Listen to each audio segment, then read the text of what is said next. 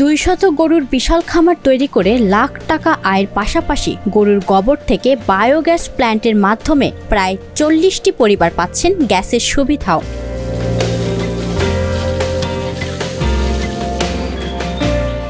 চার বন্ধুর প্রচেষ্টায় গড়ে ওঠা ফার্মে একদিকে সারিবদ্ধভাবে দাঁড়িয়ে খড়কুটো খাচ্ছে দেশি বিদেশি নানা জাতের গরু, অন্যদিকে ফসল কাটাকুটি করছে একদল কৃষক। এই খামারেই আবার তৈরি করা হয়েছে একটি বায়োগ্যাস প্ল্যান্ট, যা থেকে গ্যাসের সুবিধা পাচ্ছে প্রায় 40টি স্থানীয় পরিবার। বিনা পয়সায় আমরা এই গ্যাসের সংযোগটা পাইছি, আর এই গ্যাসের জন্য আমরা গ্রামের মানুষ অনেক উপকৃত হয়েছি। পৈতৃক সম্পত্তি ধরে রাখতে 2014 সালে 2 বিঘা জমিতে ফয়সাল তার 3 বন্ধু ফারুক, মাহমুদ এবং মামুনকে নিয়ে শুরু করেছিলেন একটি বাগান বাড়ি।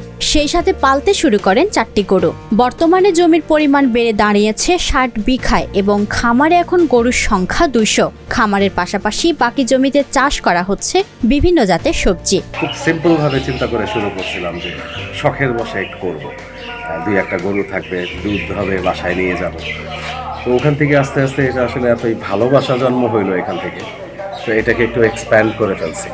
তো এক্সপ্যানশনের থেকে আস্তে আস্তে দেখা যাচ্ছে গরু বাড়তে বাড়তে একটা সময় গিয়ে দেখা গেছে 200-250 গরু পর্যন্ত আমরা করে ফেলছি।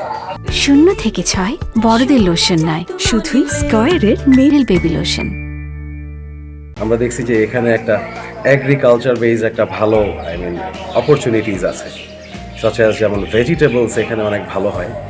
এখানে মানুষজন করতো, তো আমিও এখানে মানুষজনের সাথে কথাবার্তা বলে দেখলাম যে আসলে যেহেতু আমার ল্যান্ড আছে এখানে লিজও করা পসিবল, তো আমি আস্তে আস্তে ট্রায়াল বেসিসে অল্প অল্প করে সবজি করলাম। ফার্মটি গড়ে উঠেছে মানিকগঞ্জের সিংগাইর উপজেলার রাজেন্দ্রপুর গ্রামে। পেশায় একজন ইংরেজি শিক্ষক হলেও এগ্রো ফার্মের প্রতি আগ্রহী হওয়াতে ফয়সাল তার 3 বন্ধুকে নিয়ে শুরু করেন খামারের ব্যবসা। লাভের পরিমাণ বাড়তে থাকায় গরুর ফার্মের পাশাপাশি শুরু করেন সবজি চাষ। এলাকাবাসী খামারটিকে ফয়সাল স্যারের খামার নামে চিনলেও এর পিছনে রয়েছে আরও 3 জনের অক্লান্ত পরিশ্রম। আমরা 4 জন মিলে এই ফার্ম সাইড এগ্রোটা শুরু করছিলাম।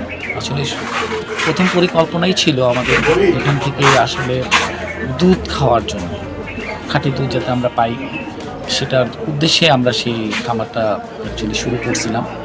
বর্তমানে এটা বাণিজ্যিকভাবে আমরা সেটা আগাইছি। মোটামুটি এখন এটার সঙ্গে একটা মায়া জড়িত হয়ে গেছে, যার কারণে এটার থেকে আর সরে আসতে পারলাম না। খামারটিকে কেন্দ্র করে গড়ে তোলা হয়েছে একটি বায়োগ্যাস প্ল্যান্ট। এ থেকে উৎপন্ন গ্যাসটি প্রায় 40টি পরিবারকে বিনামূল্যে গ্যাস ব্যবহারের সুযোগ করে দিয়েছেন ফয়সাল। এছাড়াও টাটকা সবজি উৎপাদন করে পাইকারদের কাছেও আলাদা কদর পেয়েছে খামারটি।